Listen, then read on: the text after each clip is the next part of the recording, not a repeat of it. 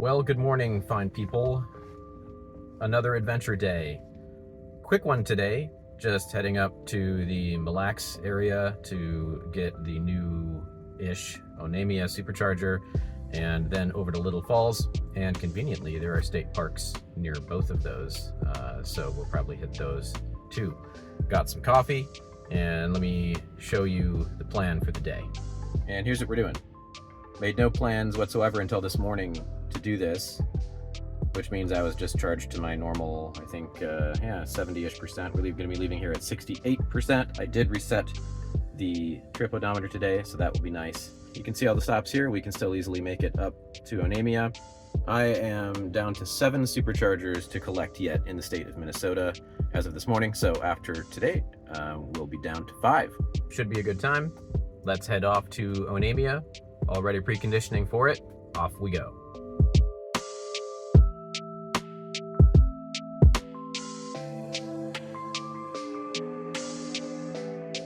Well out onto the interstate, and as I clear the vaunted 94 Rogers interchange, I was kind of reminded there used to be different software running when you were in Autopilot on the highway versus when you were driving around in city streets. So when full self-driving beta first came out, that was only active when you were off highway. The highway stack got a lot of attention as well, which it hadn't gotten in a while. And there's some nice things about that. You know, normally the lane centering is perfect all the time. That can get a little uncomfortable when you're near big trucks, things like that. So it actually will, if there's space, it will cheat over in the lane now when you're going past big trucks. It also has some features where it will allow going faster or slower than your set speed just to flow with traffic. And other things it does is it's, I would say it's just more intelligent and more courteous than the previous stack. So you can choose between chill, average, and assertive in terms of the model that it's using. And I've found that when it's on average, it will try to get your set speed. It will use passing lanes to do so, but it will also get out of the passing lane if there's someone coming up behind you at high speed, as an example, you know, before they have to tailgate you. It'll just move over and then move back into the passing lane when it needs it. That's a little different because it used to just kind of, if you allowed it, it would just magnetize itself back out of the passing lane whenever it could. So that's kind of nice as well. So just about an hour to go to the first charger, and I'm going to come into that charger much higher than it estimated. And this has also been what we call an intervention-free drive so far. So between all of the interchanges that I needed and getting on and off highway and all those things so far, I have not had to do any takeovers. So that's been nice to see. And great example right now of this semi who very clearly was more antsy than I am. And you can see as he came up, FSD just got out of his way, and it's going to let the left lane traffic clear now. Because as you all know, 10 miles over is never fast enough on Minnesota interstates. It's heading over to take this interchange, since we'll be taking 101 apparently.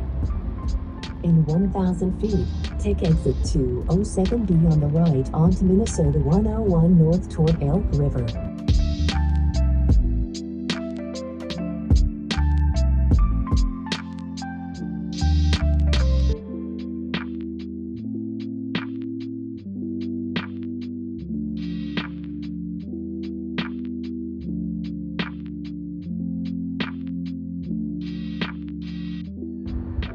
Cool cloud cover today, which maybe you can see. In other news, someone that I know close to me has ordered and is probably going to be taking delivery of a Model 3 2024, or otherwise known as the Highland or the Model 3 refresh. I don't know that he's public about that yet, so I will not reveal the identity, but perhaps I could get a trade for a day going between my Model Y and that, and get some content going for Model 3 Highland on here. I was able to join a test drive on it, and it's everything that everyone is saying. It's a massive improvement on an already great car, and it's much quieter, and there is a random individual running across the freeway in front of me.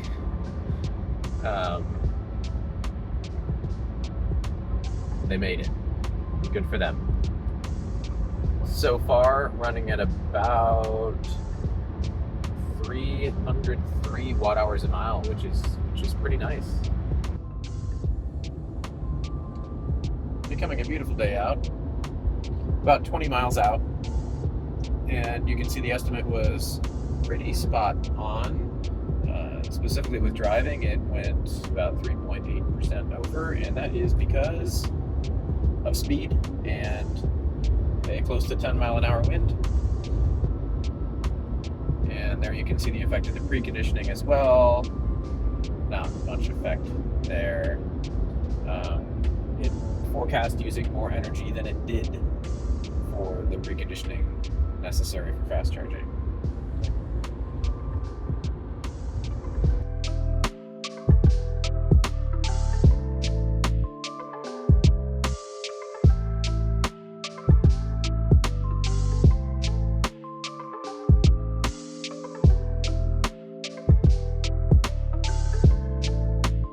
Hey, look, we made it to Onamia. I'm pretty sure I'm pronouncing that right. Or as I will probably more often refer to this charger, Mille Lacs. Let's see how we did. This segment was 99 miles, consumed 33 kilowatt hours, and 336 watt hours per mile. Estimating a 10-minute stop. This will be the usual sprint in for the restroom and come back out situation. Let's get plugged in.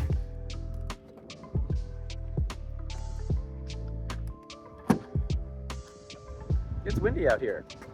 This is a 8-stall, 250 kilowatt V3 supercharger. You can see behind me, it's got the big pull-through stall or back-in stall if you got a trailer, so that one's nice. Otherwise, a pretty standard setup. I'm gonna head inside.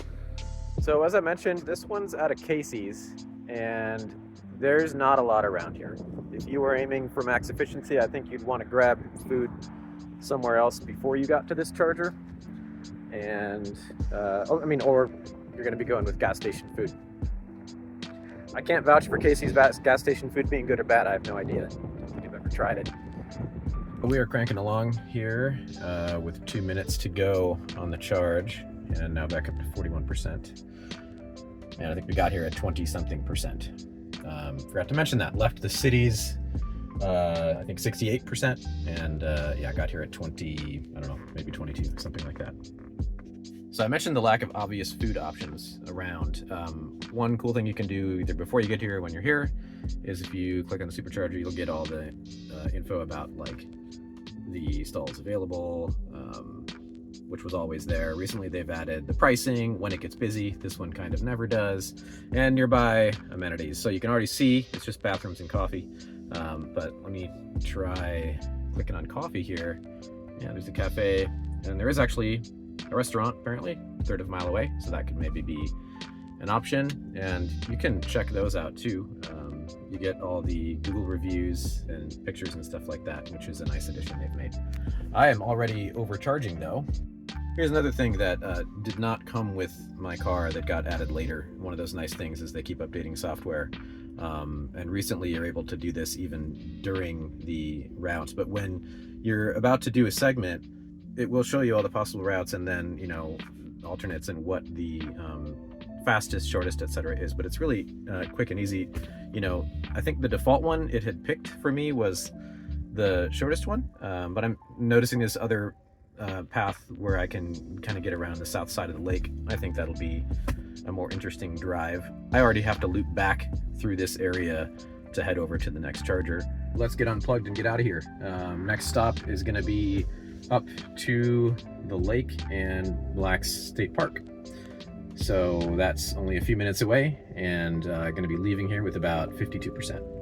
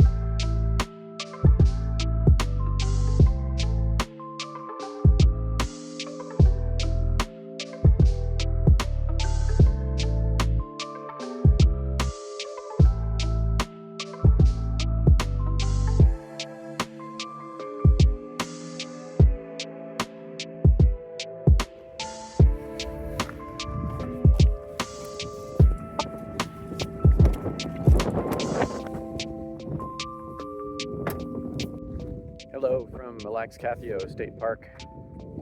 You probably just got a epic driving tour of Lake Mille Lacs. Took the scenic route and a big chunk of this state park as well. And wanted somewhere just to have a snack and some lunch. So I came to the beach to check out this amazing, air quotes, beach.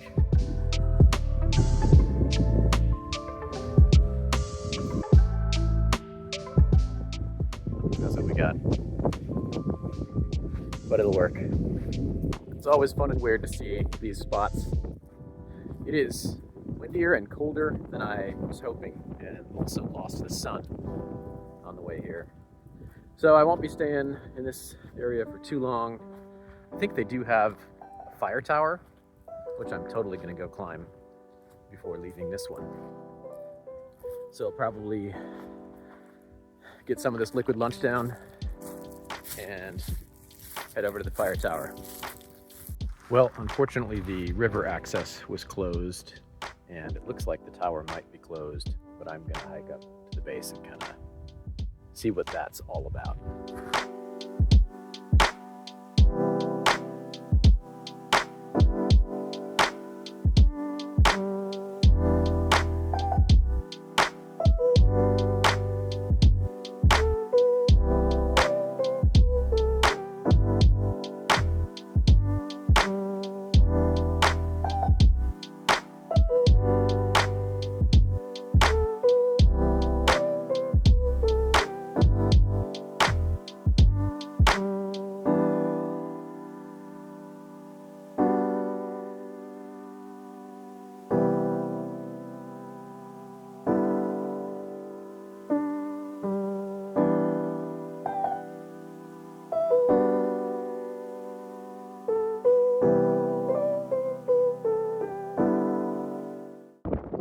Was indeed not closed. And the top of the tower now, not that tall. This one, I'd say it's about 8 flights. I don't know how many feet up we are. I always love climbing these, and I don't know if you can hear the wind howling up here, but once you clear the tree line, the wind is usually always ripping, and that is the case here as well.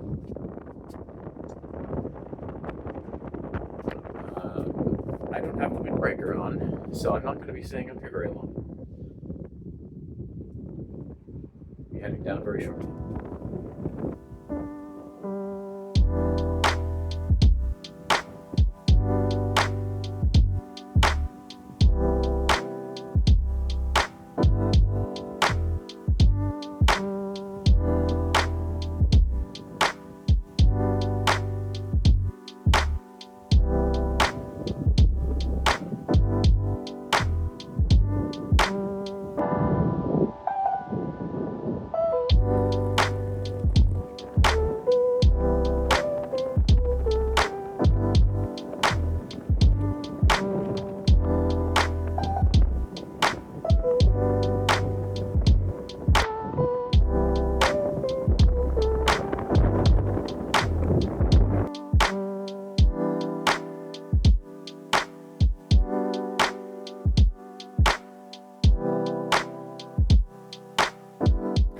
have your answer. That one was only 100 feet tall.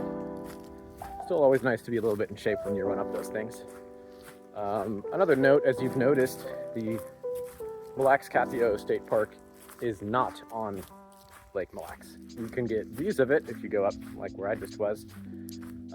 It's more situated with the Rum River instead. So don't expect you'll be able to like hike up near Lake Mille Lacs when you come here. But there's lots of other nice things you can do.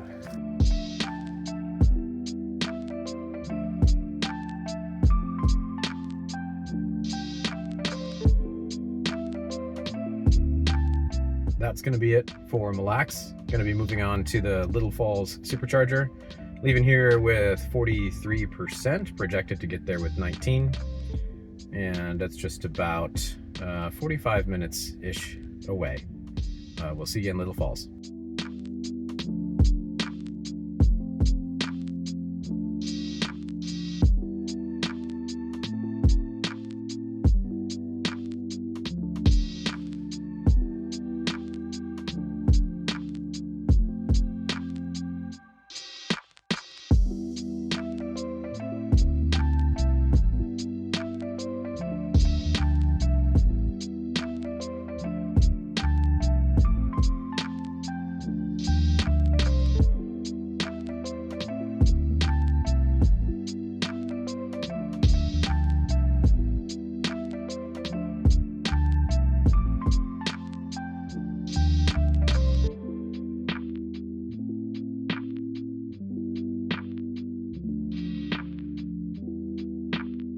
And hello from the Little Falls Supercharger.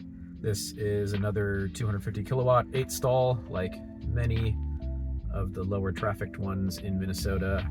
Got here with 19%, estimating a 20-minute stop. Let's get plugged in.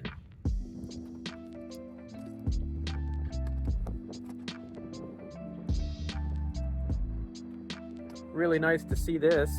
This one has a garbage can and stuff to clean off glass. That is kind of rare, but when you see it, it's nice. And as this one spins up behind me, let me get where you can hear me. This reminds me a lot of North Branch, actually. It's at a Holiday, similar setup. This will have no lack of food options nearby. You can see at least 5 of them right from here. KFC, McDonald's, Pizza Ranch, you name it. It seems like this always happens to me lately. As soon as I got in, went to the bathroom, my phone told me, "You're good to go." That was not 20 minutes. That was 4 minutes, something like that. So, hooray. May let it go a little bit overcharged, so I have plenty of room to zoom around the park, but we'll be out of here in just a couple minutes. And next up will be A Lindbergh State Park. So far, that last segment was 64 miles, 341 watt hours a mile, and we're 163 miles in. There has been a lot of wind, and it's not the warmest day, so in the 330s is not so surprising to me, and as usual I tend to put on a little bit of speed. And now I see what happened. It actually decided that it would be on the clock faster for me to add another quick charging stop in Clearwater on the way back. But since my state of charge is not up in the upper end of the pack, I can still charge very quickly at the one I'm at. So I am going to add about 5 or 10 minutes here just to make sure I don't need to do one extra stop on the way back. If it turns out I have to, then okay, but I don't think I will. Okay, we did that extra 5 minutes. So I'm gonna unplug and head out.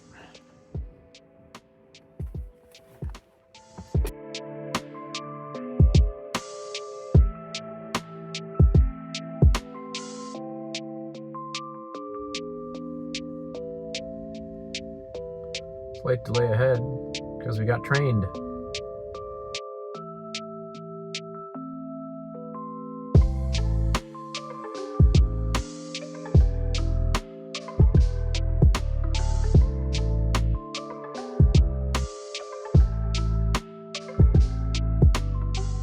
video from Charles Lindbergh State Park.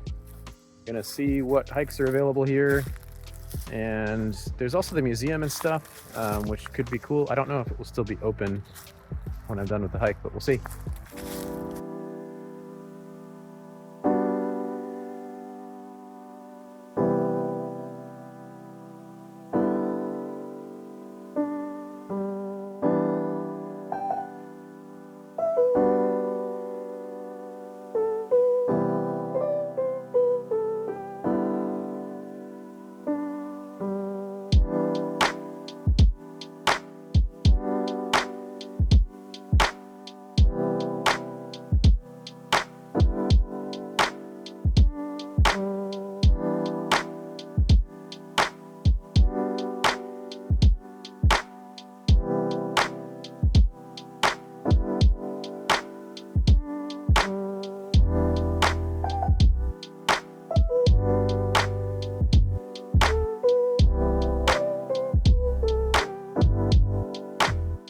This is the field where Charles Lindbergh landed in, I think it's in 1923. Kind of neat.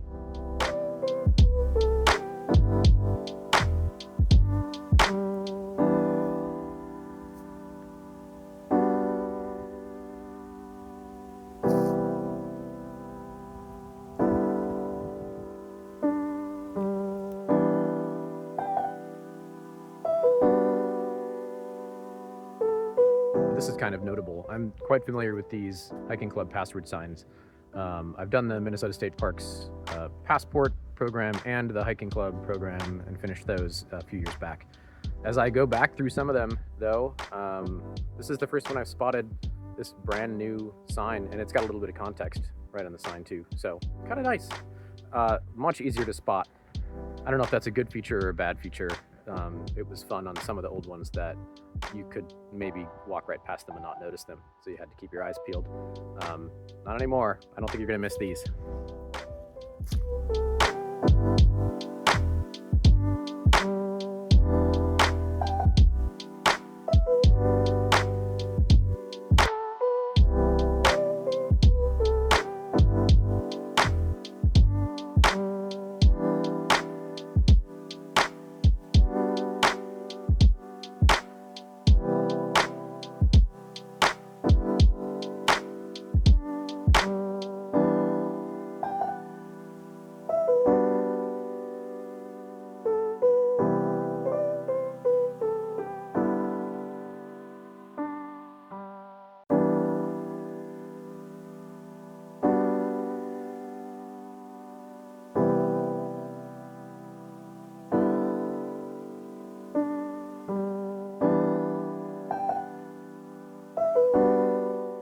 The museum is indeed closed for the season. They're just doing special events and tours by appointment. But it's still open to walk around the grounds. Get at the river walk and the outside of the house. So it's kind of neat when it's totally abandoned.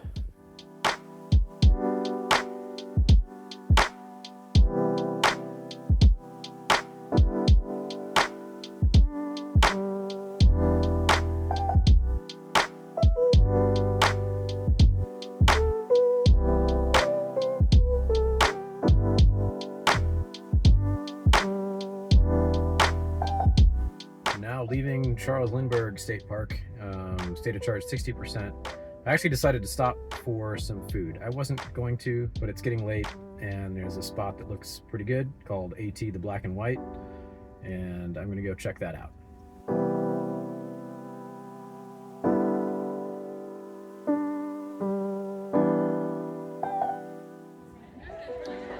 Here we are at AT the Black and White. The light's going to be really weird in here, but here is the garlic burger, which I added bacon to, and the beer cheese soup. Looking pretty solid, we'll see. I can officially say I would recommend this place. The food was great, service was solid, it's a scratch kitchen, no complaints whatsoever. I'd say it would compete easily with any of the great spots in the cities as well. So that was good, I'm glad I ate. Time to head towards home. Looks like an hour 45-minute drive. leaving here at 58% and estimating getting home at 11%. So doesn't look like any charge stops on the way home. Should be a straight shot.